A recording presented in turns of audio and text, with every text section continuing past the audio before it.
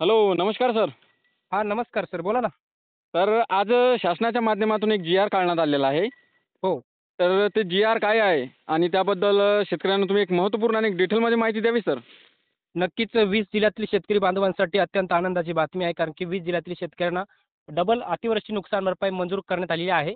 हं. आता या 20 जिल्ह्यातील शेतकऱ्यांना दसऱ्यापूर्वी म्हणजे 2 ऑक्टोबर 2025 पूर्वीच या निधीचं वितरण शेतकऱ्यांच्या बँक खात्यामध्ये होणार आहे. हो. आता 20 जिल्ह्याची यादी आता आपल्याकडे आलेली आहे. ते 20 जिल्ह्याची संपूर्ण यादी आपण वाचून दाखवण्याचा शेतकऱ्यांना प्रयत्न करणार आहोत. याच्यामध्ये म्हणजेच आज 23 सप्टेंबर 2025 रोजी सरकारने एक महत्त्वाचा जी-आर काढलेला आहे. याच्यामध्ये पहिला जिल्हा आहे अमरावती. अमरावती जिल्ह्यातील 1,68,533 शेतकऱ्यांना 108,71,74,44,000 रुपयाचा निधी मंजूर झालेला आहे. हां. दुसरा जिल्हा आहे अकोला. अकोला जिल्ह्यातील 11,597 शेतकऱ्यांना 6,21,63,000 रुपये. हं. तिसरा जिल्हा यवतमाळ. यवतमाळ जिल्ह्यातील 1,995 शेतकऱ्यांना 1,03,81,000 रुपये. चौथा जिल्हा बुलढाणा. बुलढाणा जिल्ह्यातील 27,749 शेतकऱ्यांना 26,81,10,000 रुपये. हां. पाचवा जिल्हा वाशिम. वाशिम जिल्ह्यातील 3,088 शेतकऱ्यांना 1,71,71,00,000 रुपये. त्यानंतर परत यवतमाळ जिल्हा. यवतमाळ जिल्ह्याच्या दुसऱ्या प्रस्तावानुसार म्हणजे ऑगस्ट 2025च्या नुकसानीपोटी 2,24,657 शेतकऱ्यांना 182,38,56,56,000 रुपये.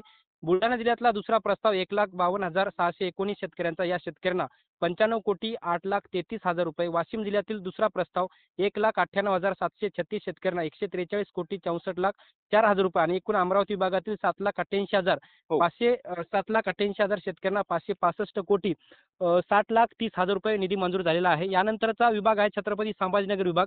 छत्रपती संभाजीनगर जिल्ह्यातला छत्रपती संभाजीनगर विभागातला पहिला जिल्हा आहे हिंगोली. हिंगोली जिल्ह्यामध्ये ऑगस्ट 2025 मध्ये सगळ्या जिल्ह्यामध्ये मोठ्या प्रमाणामध्ये नुकसान झालं होतं. नुकसान झाल्यामुळे हिंगोली जिल्ह्यातील 3,04,829 शेतकऱ्यांना 231,27,92,000 रुपयाचा निधी मंजूर झालेला आहे. बीड जिल्ह्यातील 1,14,743 शेतकऱ्यांना 56,73,90,000 रुपये निधी मंजूर झालेला आहे. हां. लातूर जिल्ह्यातील 3,80,511 शेतकऱ्यांना 244,35,37,000 रुपयाचा निधी मंजूर झालेला आहे. धाराशिव जिल्ह्यातील 2,34,955 शेतकऱ्यांना 189,60,67,000 रुपयाचा निधी मंजूर झालेला आहे. आणि या छत्रपती संभाजीनगर विभागातील बीड, हिंगोली, लातूर, धाराशिव या चारही छत्रपती संभाजीनगर विभागातील 10,35,068 शेतकऱ्यांना 721,97,86,000 रुपयाचा निधी मंजूर झालेला आहे. हं. यानंतर गोंदिया जिल्ह्याचे दोन प्रस्ताव. पहिल्या प्रस्तावानुसार 32 शेतकरी. या शेतकऱ्यांना 1,96,000. गोंदिया जिल्ह्याचा दुसरा प्रस्ताव 324 शेतकऱ्यांचा. या शेतकऱ्यांना 21,48,000 रुपये. भंडारा जिल्ह्यातील 8,283 शेतकऱ्यांना 4,33,25,000 रुपये. गडचिरोली जिल्ह्यातील 16,488 शेतकऱ्यांना 11,91,74,000 रुपये. गडचिरोली जिल्ह्याचा दुसरा प्रस्ताव 1,819 शेतकऱ्यांचा 98,12,00,000 रुपये. सॉरी 98,12,000 रुपये. हां. वर्धा जिल्ह्यातील 9,107 शेतकऱ्यांना 5,42,40,74,000 रुपये. नागपूर जिल्ह्यातील 1,578 शेतकऱ्यांना 95,97,000 रुपये आणि या नागपूर विभागातील एकूण 37,631 शेतकऱ्यांना 238,05,26,000 रुपये निधी मंजूर झालेला आहे. याच्या व्यतिरिक्त नाशिक जिल्ह्यातील 7,108 शेतकऱ्यांना 3,81,67,000 रुपये. हं. धुळे जिल्ह्यातील 72 शेतकऱ्यांना 2,04,000 रुपये. नंदुरबार जिल्ह्यातील 25 शेतकऱ्यांना 1,01,000 रुपये. अहिल्यानगर जिल्ह्यातील 140 शेतकऱ्यांना 6,30,000 रुपये.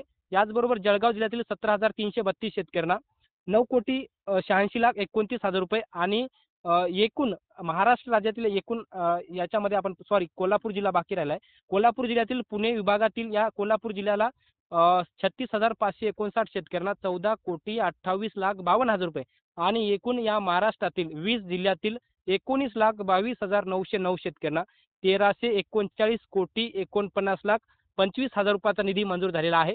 आणि महत्त्वाचा जी-आर सरकारने आज 23 सप्टेंबर 2025 रोजी निर्गमित केला आहे. जसे आपल्या महाराष्ट्र राज्याचे कृषी मंत्री दत्तामामा भरणे जसं म्हणले मीडियासमोर की दसऱ्यापूर्वी शेतकऱ्यांच्या बँक खात्यामध्ये या निधीचं वितरण होणार, त्याच पद्धतीने आता दसऱ्यापूर्वी या निधीचं वितरण होण्याचा एक मार्ग मोकळा झालेला आहे. आणि हे सगळं आजच्या जी-आर नुसार एक अपडेट आहे. हां, हां. तर सर हं. आम्हाला शेतकऱ्यांना मग काही करावे लागेल का यासाठी आता पैसे मिळण्यासाठी?